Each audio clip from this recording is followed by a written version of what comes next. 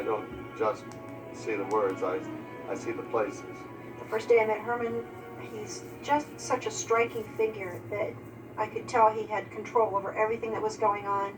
I had no idea who he was or what his job was or anything, but you could certainly tell that he was the man in charge. A great emerging in Star Trek 5 was that of Herman Zimmerman, our production designer, art director.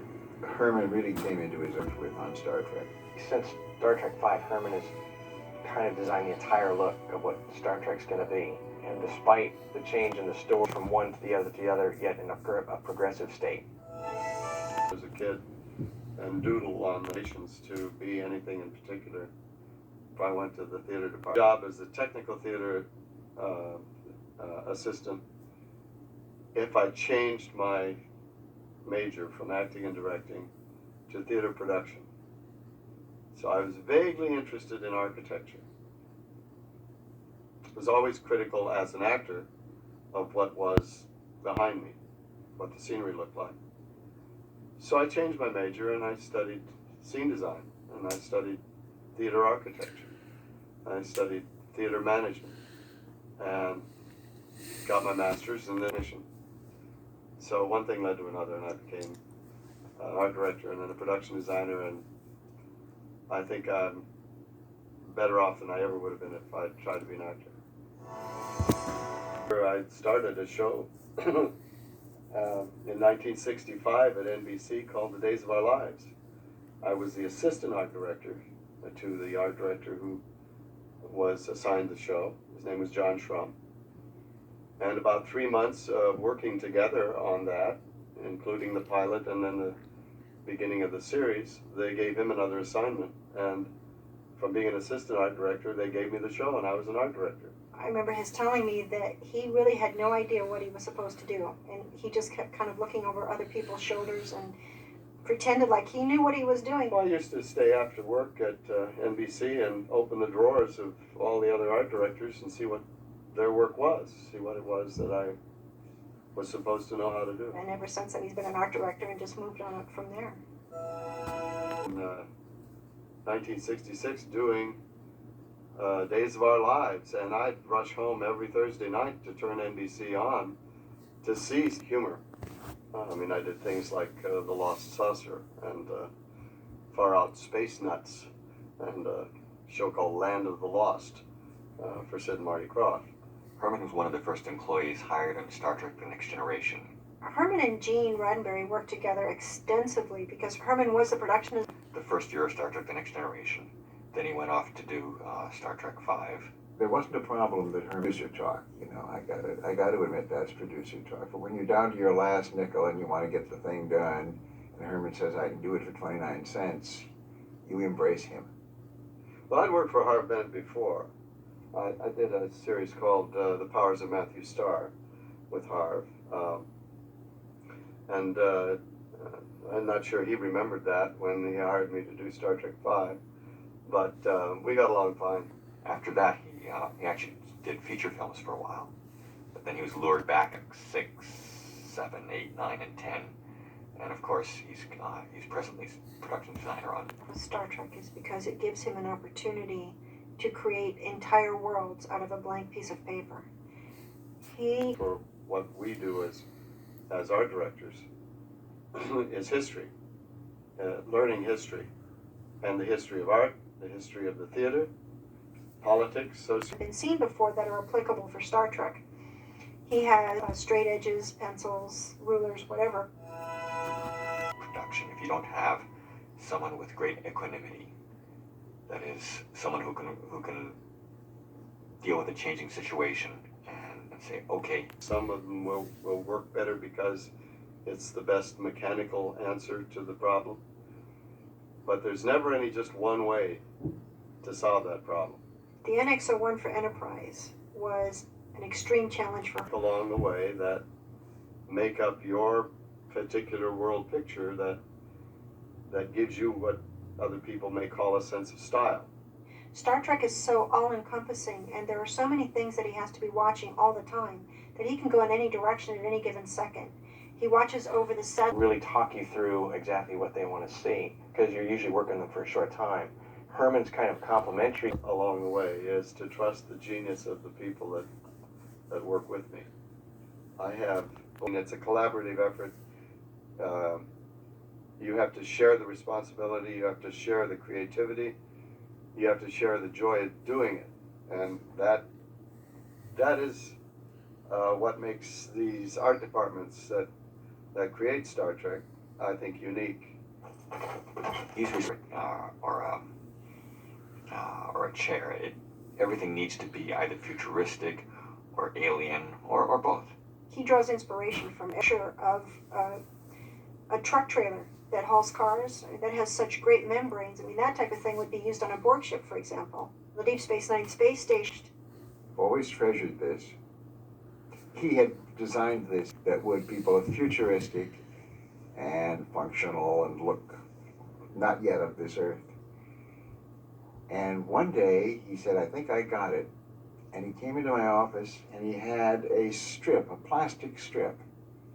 He said, do you recognize this? And I said, no. He said, this is part of the case in your average drugstore where they have the glasses, the sunglasses and the bifocals on display. Suddenly the mind says, oh yeah, the big white plastic thing that turns. And he took each section of such things, got about 50 or 60 of them, pulled these sections out and stripped them on the walls at that solution. Recognizable, like the Enterprise, for example.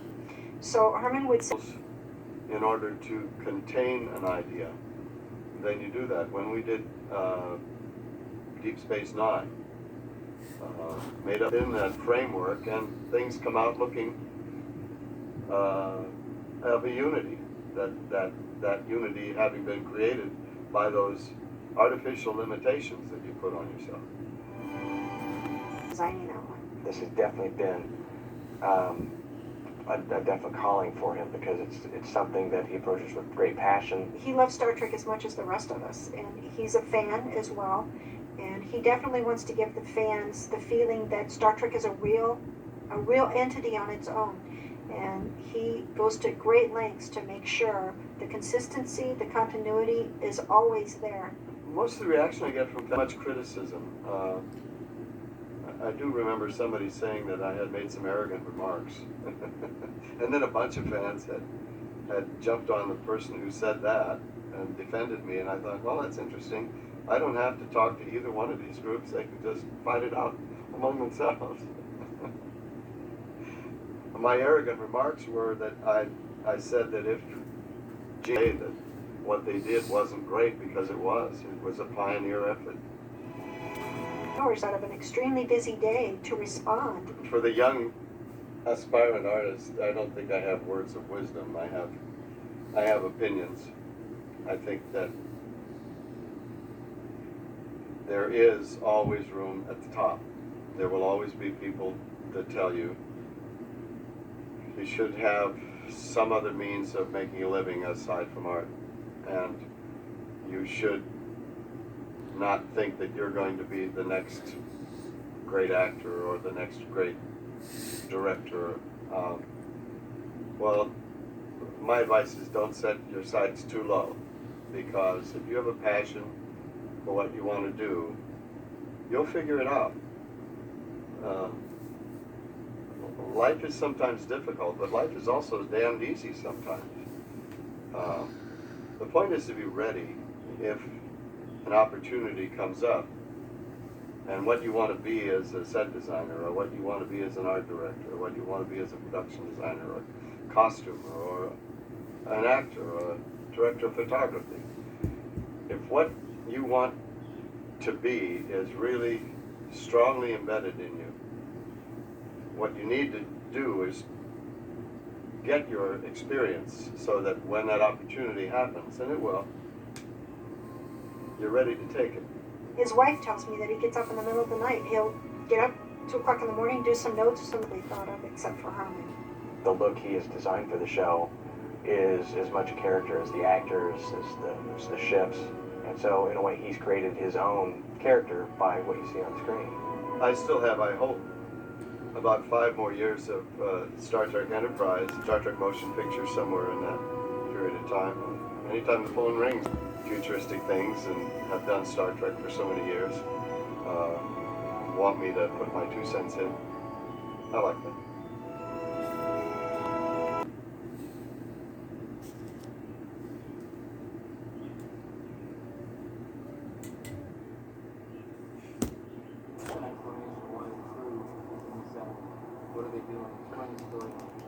You hear the sound. The sound will build as we talk because there are trucks right now moving into position. They're moving a giant wall.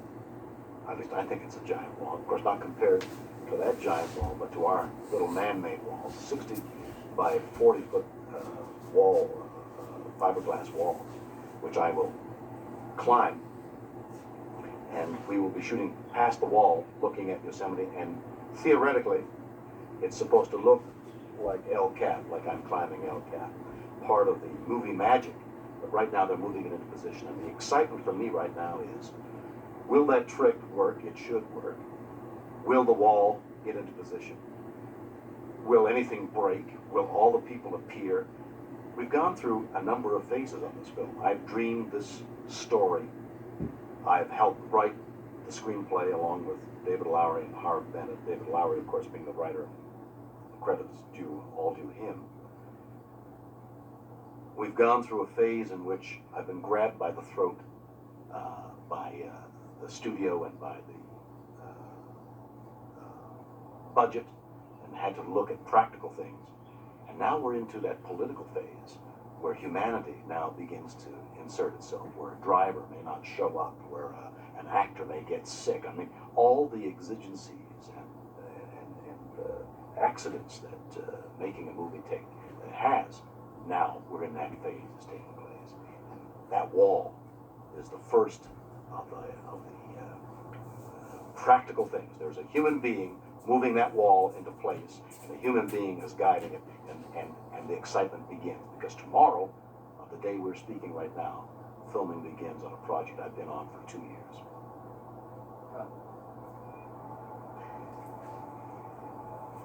Captain Kirk is climbing El Cap. But not only climbing, he's free climbing. Free climbing is without ropes, without any securing devices at all.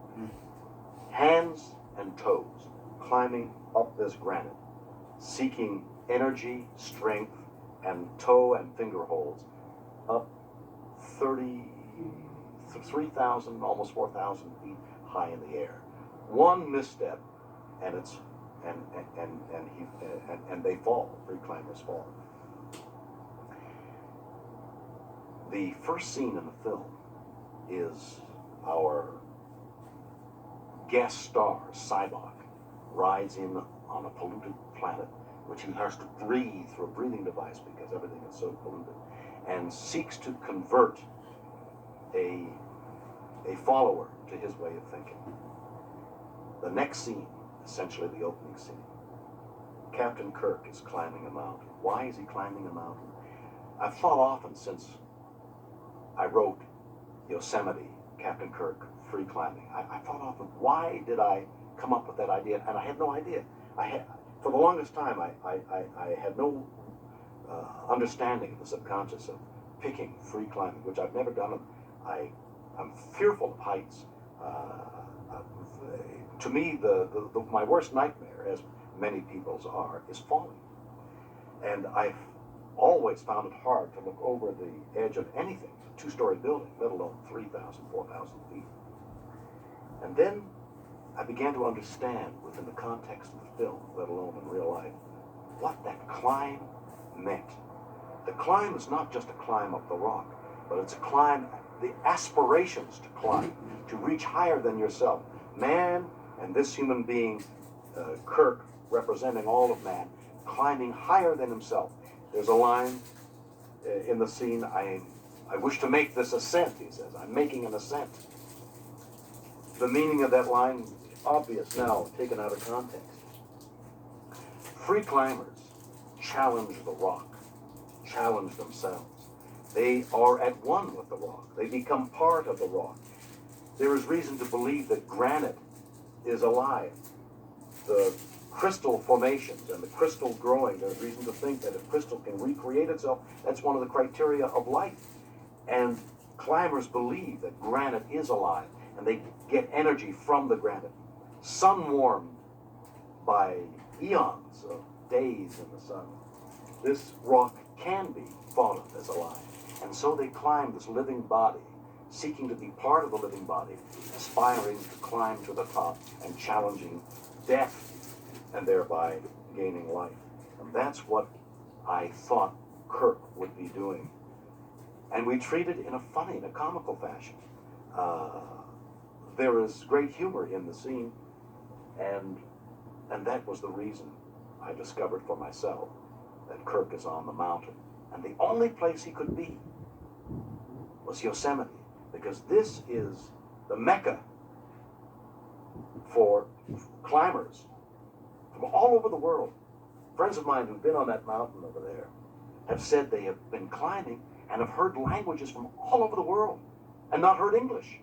Climbers from every country in the world come to Yosemite to climb El Cap and the mountains around it, because it is one of the great climbing places in the world. Well, in the film, when asked by Spock why are you climbing a mountain, Kirk says, somewhat facetiously, because it's there, a remark attributed to the climber Mallory. Probably did say it, or maybe it was said by every caveman who went above the lip of the cave and jumped off the top. And, oh, why are you doing that? It's because it's there, you know.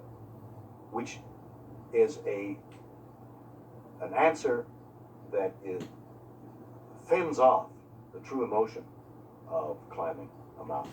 A mountain is climbed, yes, because it's there, because otherwise you'd be walking on the plains. But the mountain is climbed because I think the climber wants to hug the mountain. He wants to envelop that mountain within his body. He wants to make love to the mountain. And on its highest and finest levels, whether these tough young guys with their sinewy bodies and their one meal a day routine will admit it, there is a passionate affair going on between the climber and the mountain. Why do I climb a mountain? I would say the climber would say, because I'm in love. Now, in order to create that illusion, I, who am aging rapidly even in front of your eyes, and who, as I say, hate heights, could not go up 2,000 feet in the middle of that mountain under any circumstances, let alone insurance. So we've, as I said, created this false wall, and that's putting me on the mountain. But in order to put a real climber on the real mountain, we hired a group of some of the most sensational climbers in the world, men who not only climb, but carry 50, 7,500 pounds on their back. And since everything is balanced on a mountain, since you cling by a hole that big, that's no exaggeration, a quarter of an inch, and that's a major hole on your toe and on your fingers. Imagine what a 75-pound, 50-pound pack on your back does to your balance. And these guys are climbing. So we've had some of the great climbers in this area, maybe in the world, climbing up to the boot flake of El Capitan. And there they lodged and they were shot and they slept overnight in their tents. Incredible stuff. And that's part of the reality of what we did. So that married, the illusion is married to the reality. And the result, we hope, makes it look like Captain Kirk is 2,000 feet on the face of El Cap.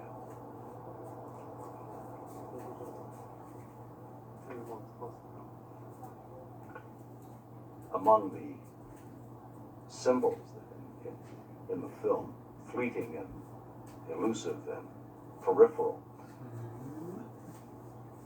the climber with his fingers in teeny cracks in the granite clinging to life.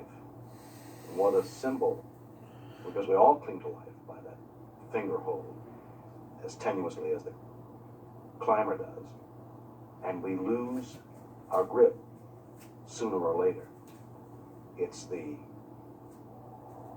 passion of the climb in life or on the mountain that really counts, not the number of finger holes or the depth of the finger holes.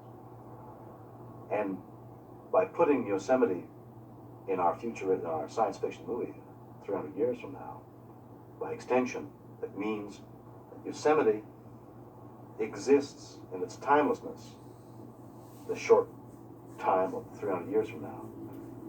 We human beings are rapidly depleting all the value. We're sucking the life out of our planet by our voracious consumption.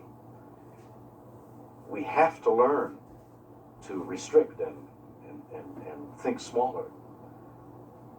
And if 300 years from now, Yosemite exists in its state as it is now, a wilderness area, we therefore, by extension, say we were able to learn and able to constrain ourselves, and life still exists on Earth. Okay. We're going for a really time. Hold it, please. When asked so many times why Star Trek is so popular and why it continues to be popular, I answer because I firmly believe that part of the elements that attract Star Trek to so many people is because of the hopefulness inherent in the stories. And by putting Yosemite in this picture, 300 years from now, we're saying humanity has triumphed over the habits that we have fallen into in this age that we have entered into, the habits of consumption, the habits of overpopulation. We have survived. Yosemite and man coexist together. Beautiful. Okay. Thanks. When faced with a decision of going someplace, that a choice that is offered to Captain Kirk in the movie, he is reminded that one of the edicts of the show is to go where no man has gone before. And he makes his choice based on the fact that the imperative of to go where no man has gone before, and the climb up El Cap is going. The free climb up El Cap is going where no man has gone before. Okay. Climbing is usually thought of as an obstacle. The Final Frontier, which is the title of the film, lends itself to many themes. One is going out in a voyage of discovery aboard the Enterprise of literal, physical, technical discovery. And aboard the Enterprise, while we make that journey, the characters go inward and discover things inside themselves, which is the human heart, and the possibility that the human heart is the final frontier. The question of what the final frontier is left open, but one can take from this film, I hope, any one of those aspects, the final frontier being out there, or in here, or perhaps both. Excellent. The Final Frontier, which is the name of the film, is both an outward journey out there aboard the Enterprise on an adventure, and aboard the Enterprise, we characters make an inward journey into the human heart, discovering our psyche and the darkness and lightness within us. That journey can either be interpreted as the final frontier in here or the final frontier out there. There is each audience, each person in the audience will take with them their own interpretation.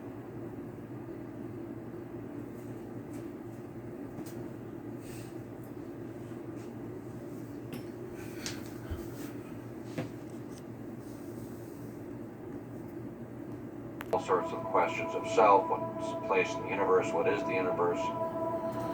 And we must stick to our own business here on Earth. Our other to be filled with that which is way beyond us. And we what we were meant for because we were given these eyes. We have these brains. The universe to do what? To witness and celebrate. We are the occupants of the theater. When Star Trek, all of the current versions that end up in movies and end up in television shows, is to show us possibilities.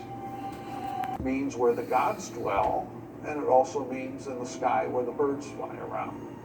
And then add the Deals, whether they're a scientific person or a religious person, trying to understand what is out there that is larger than oneself, what is larger even than a culture in which we're embedded. I think we've gone and explored the Earth so that we know what the other cultures are out there. We've sort of expanded our minds to encompass the different cultures on the planet, yet we're still asking the question, what then is beyond the Earth? Movement of trade around the world, and then the religious experiment of opening ourselves to the universe. Space travel represents more knowledge and more understanding about ourselves. And that's what we do with God at the most basic level. The other is that space travel represents achievements. We try to be better as a species doing something. The astronauts, we have to do it with our imaginations, and that's where Star Trek and science fiction. To Star Trek, some people do sort of view it as a religion. The idea of fiction is what Star Trek is about. So, and I personally resonate with that in terms of the journey and who is God? What's my relationship with God? What's that about? And the fact that there was still this push for a spiritual or religious understanding of the universe is an interesting topic for Star Trek to have gone after, and I think it goes back even to the earliest TV shows. The Star Trek stories in general have captured that spirit of inquiry and not being able to predict how each encounter will turn out as we go out and find the knowledge. Are you? Nobody believes in the Greek gods anymore. And he didn't have the power and influence, so he'd escape to this gods when they're out of a job. the Wrath of Khan. You have an almost Faustian view of the world. Kirk's ex-wife, as good as a civilization can be, the Federation in Star Trek. If we're good, then we get to unroll Dad's blueprints and make stuff. And that's sort of what we're doing right now. We didn't have picked up God's tools. The planet that we made is entirely different notions of spirituality, of our relationship with the act of creation. I've had emails, people say that, where is religion in Star Trek? Where is religion in Star Trek? And I don't think religion is gone, but I think at that point in our future, we've started to believe in humanity as much as we believe in religion. And one of the themes that runs through is typified by Star Trek V, the notion of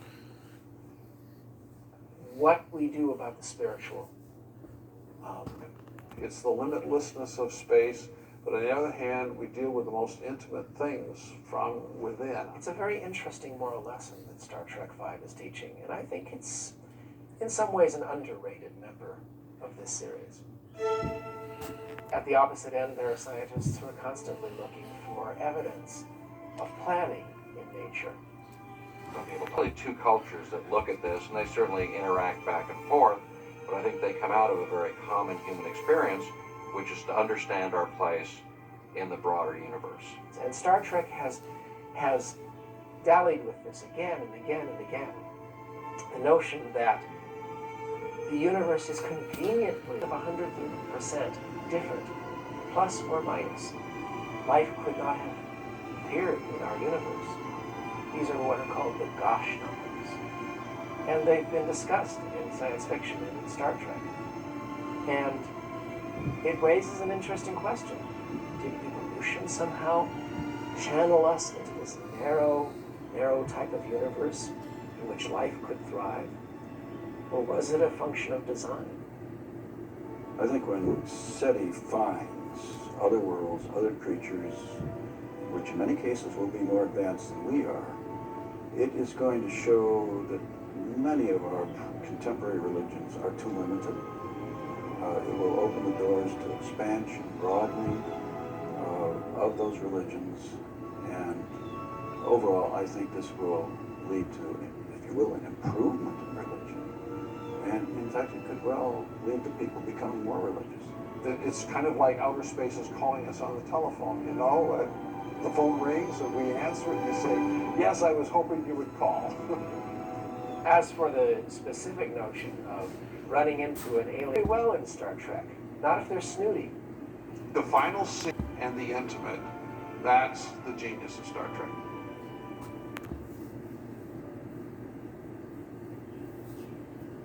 That Klingon couple. Is there anything though that you wanted to discuss? Well, Take it away, John. Well, I was sitting doing my makeup one day, and Liz Shatner, Bill Shatner's daughter, she said, Todd, she says, you don't know this now, but Star Trek is going to be with you for the rest of your life. And I said, what do you mean? And she says, you'll see. And 15 years later, here we are. Sitting right here. Sitting right here doing an interview for the new DVD. Goes for push on next week. Tick off.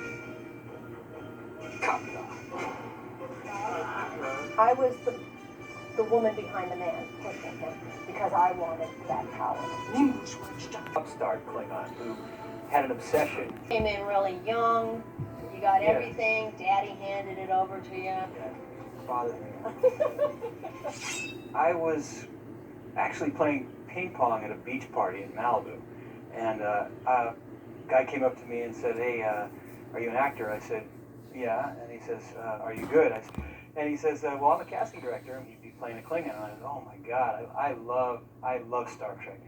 I go in for the audition, and I'm like the last guy to go in, and I do the audition, and there's William Shatner and all the producers and everything, and he says, "Okay, Todd," he says, "that was William Shatner. Todd, that was great, but I want you to do it again in Klingon language." And I said, "Okay, how does that sound?" Because I really didn't know how they sounded, because I hadn't really been brushing up on it lately. And he says to me, he says, "Well, kind of like, and I said, and he said, "Yeah, perfect, just like that." So I had to do the whole audition again in Klingon. I apparently pulled it off, and he said, "Great, wonderful." And then Harv Bennett gave me a kapla at the end, and a couple days later they called me and said that I had the part. To drive through traffic to Paramount, pick up my sides, and once I said, "Oh, well, here it is," and I said, "So, she Captain Kirk's girlfriend?" And he said, "No." I said, "Well, what is she?" And he said, "She's a Klingon." And I went, "Huh!" And I actually ran outside, called my agent, and I said, "Oh my God, this is a part of the Klingon." She said, "Yeah." And I said, "Well, Klingon, just shut up and take the role." It's fun to play the bad guy. It's kind of character that is just rude, crude, spits and belches and shoves and and that rowdiness. I just really wanted to physically create something that was very strong and but had a personality, a really driving personality, but physically, she looked like she was an alien. When I said to William Shatner, I'm 6% body fat, I brought my waist down into 22 inches, I wanted a V shape. I wanted to look like a very strong, sensual, sexy, hardcore replacement. So vicariously, an opportunity to contribute something far greater, a relationship, backstory. And we literally sat down when I would make him lunch and we'd go through, who are we? What are we doing here? Why are we here? I mean, we even discussed, I think, like, what do Klingons brush their teeth with? And I think Todd said they don't brush their teeth. That was brilliant! I mean, he said, brilliant! That was so brilliant! Having this kind of like subtext affair with, because they cut it out of the film, there's a lot of guesswork there. But yeah, there was a lot of that going on undercurrent. So we worked out the backstory. And then we... Are you implying something? No! Yes, we rehearsed. We got very that. innocently rehearsed. Yes, very innocently. And And then we learned our Klingonese. While you're speaking, you want to be very guttural with your voice. Styles a spit at the other person, you're doing a great job. Captain.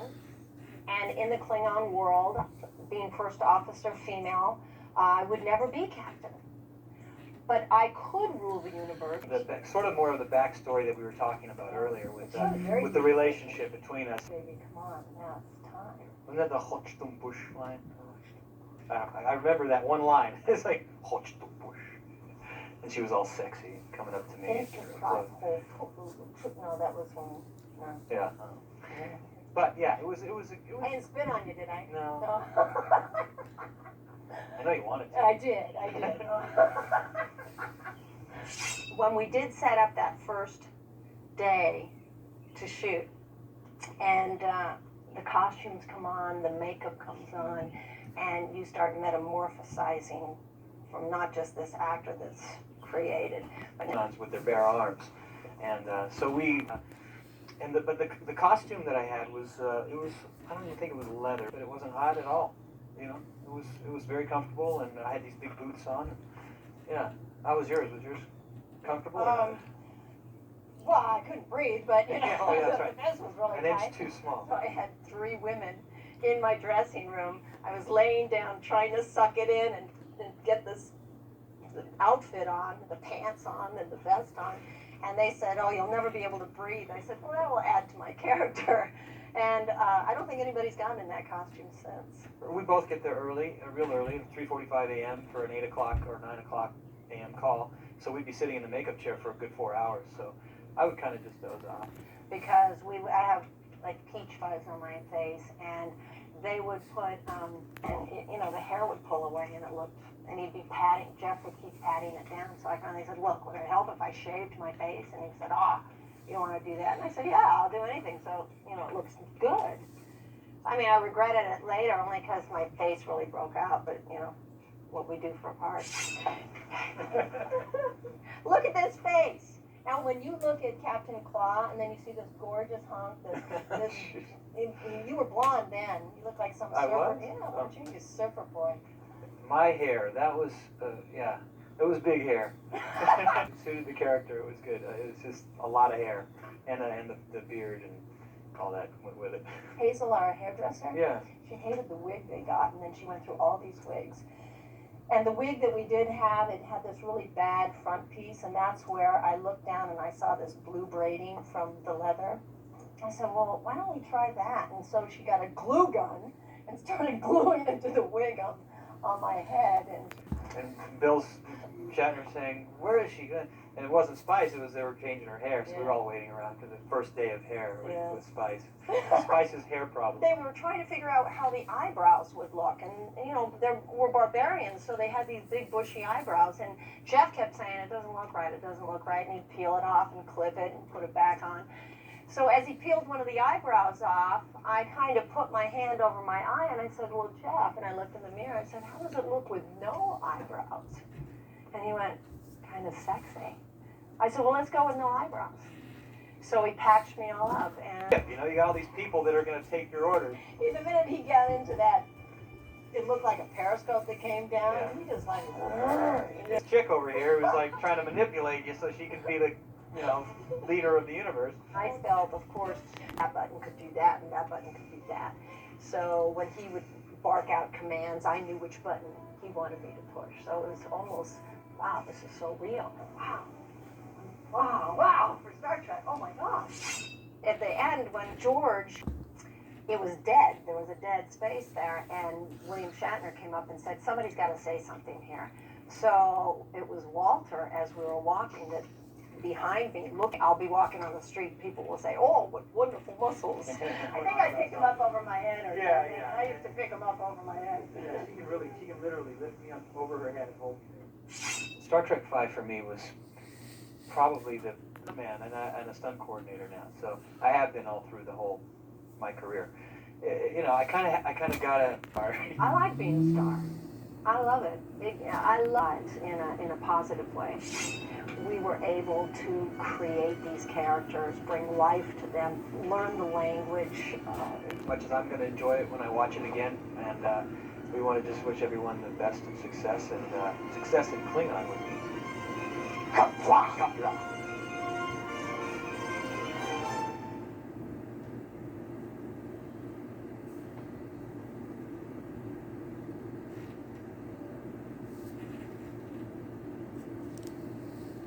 The Green Future. And I think it was one of his great ideas, one of his great visions here. Nobody ever gets the film, and we're very pleased with the idea that in 400 years, the park would still be. We're going to be doing 10 years from now, 20 years from now. I mean, look, we have to live on the planet. Global warming, 100 years from now, will our children be finding new resources and meeting new civilizations? Science fiction can really help us deal with environmental issues by helping us expand our horizon of what is possible. Science fiction generally is not very optimistic about things to come. It's going to be not necessarily a better world. Star Trek always said it was going to be very much better. First of all, it's protection in this valley for these first people that lived in here. 130 years ago, explicitly for resort and recreation. But the idea was... So we need to see the flowers and see how they wave. Survival. There's also a love of nature that's it's inherent. Conditions and quality of life everywhere. Since the end of the 18th century, we've had this tremendous explosion in technology accelerated through the last century. And as far as we can tell, will continue through the next few centuries. 300 years from now, if we haven't really faced the challenges that are before us, time for us to put the human species out of business. You know, there's always a saying, it's not nice to fool Mother Nature. And I think that's kind of what's happening today. While the natural environment is very stable over long periods of time, human activities now can have a significant ecologists. Just stop and recognize that and try to come up with some alternatives. Basically a change in the Earth's climate. As average temperatures rise to that we already have a loss of species diversity in the park. Imagine if the summer, you can imagine the slopes of the Yosemite becoming more like the coastal slopes along the Pacific Ocean. Changes in our future in 200 or 300 years associated with global climate change. Although global warming looks like a trend that'll continue into the future, we may be able to turn around that determines our survival. Most of the people connected with Star Trek are firm believers that not only the environment but the life itself will be better 300 years from now. I tend to be an optimistic pessimist, and we have this looming issue, this threat, this danger, at an early enough stage to prevent it from happening. I am very optimistic about the future. I think that some of our current history, current challenges in Yosemite are an environmentally engineered world where everything is concrete and steel, maybe plastic plants, or genetically engineered plants and animals.